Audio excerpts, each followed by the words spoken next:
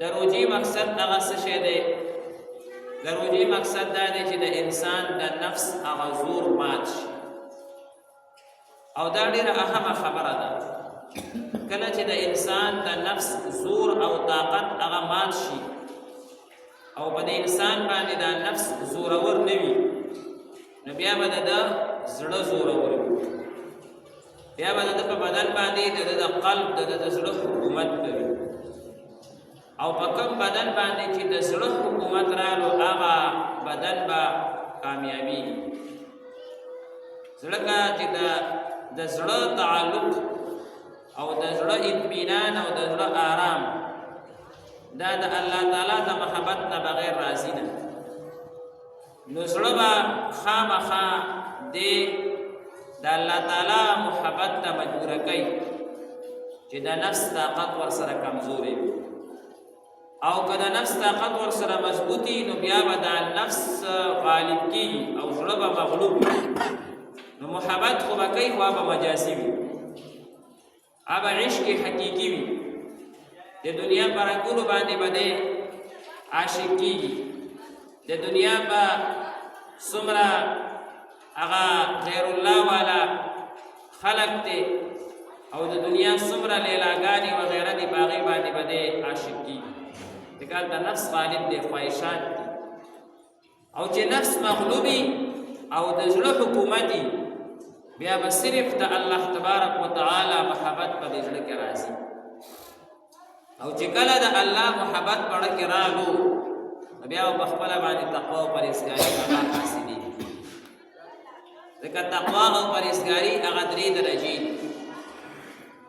یو تقوا هغه د عام تقوا ده چې انسان عام متقي شي، هغه دا دی چې انسان ځان د شرک نه وساتي، د الله تعالی سره څوک شریک هغه نه جوړوي، دې ته عامه تقوا ویل کېږي. دویمه تقوا هغه د دې نه خاص ده، هغه دا چې الله سره خو شرک هم نه جوړوي، شریک هم الله سره نه جوړوي، خو لیکن جایز او ناجایز ګوري چې دا کار جایز دی او که دا ناجایز دی. هر کار کې دا ګوري چې دا زه کومه چې دا جایز دی او که ناجایز دی.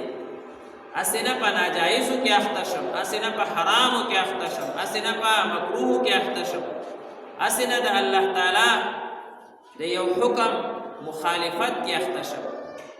نو دا تقوا د خواصو ده او دا خاص تقوا ده. دریم قسم تقوا د دین هم بیا خاص ده، هغه دا چې انسان 24 ګنټې د الله تبارک وتعالی په یاد کې داسې مشغول شي چې ما سوی الله ته نه هیر شي، د الله نه علاوه هر څه ته نه هیر وي، بس دی وي او الله وي. کله تلاوت کوي، کله ذکر کوي، کله نفل کوي، کله یو کار کله بل کار، یعنی هر وخت د الله د ذات سره یو تعلق او یو یاد او یو ربط او یو عشق او یو محبت دی. دا تقوا د ډیرو خواصو خلقو ده. الله تبارک وتعالی دا روجا دې دپاره فرض کړې ده چې هر انسان کې څه نه څه درجه کې خو تقوا پیدا شي، څه نه څه درجه کې تقوا هغه پیدا شي. یو انسان عام متقی دی چې هغه د خاص درجې ته ورواوړي، چې جایز او ناجایز هغه تمیز شروع دي، د شرک نه ځان بچ کوي، چې د جایز او د ناجایز تمیز هغه شروع دي، چې دا جایز دي او دا ناجایز دي، دا حرام دي او دا واجب دي، دا سنت دي او دا غیر سنت دي، چې دې درجې ته راشي.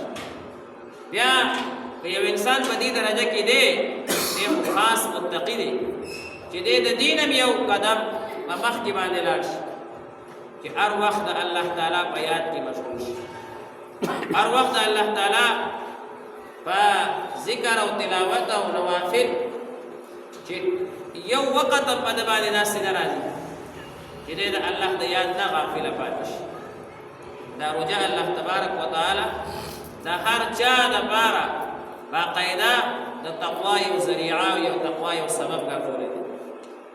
مولانا شیخ ذکریا صاحب رحمت الله علیه لیکلی دي چې دا د روجې اوله عشره دا رحمت دی، دویم مغفرت دی، او دریم د جهنم نه خلاصي ده، عتق من النار. ناغی وی یو انسان چې ګناهونو کې اخته وي هغه ته اول رحمت متوجي شي نو دې صفا کی، بیا مغفرت متوجي شي نو بیا وبخي نو بیا عتق من النار په اخري عشره کې ورته متوجي شي نو کچري لږ وخت د پاره جهنم ته تلوي نو دا غینه الله وساتي او ډایرک جنت ته داخل درې درجه الله څخه مقرر کړی دي. اول رحمت دې کې یو انسان ګناهګار دی نو د اول عشره کې وته د رحمت متوجي دی دې صفا کوي. یو کپڑا سړی دا هغه پوری نه استعمالي تر څو پوری صفا کړی دی نو اول صفا کې بدله سورۃ بیا په دې به مولا سورۃ کې الله د بخنه کوي. بخنه معنا دا چې یو کپڑا خو صفا کې باندې زنانه واغه د باندې سړی طبيعت ته برابر دی وي صفام شو خدا زنانه امي فقط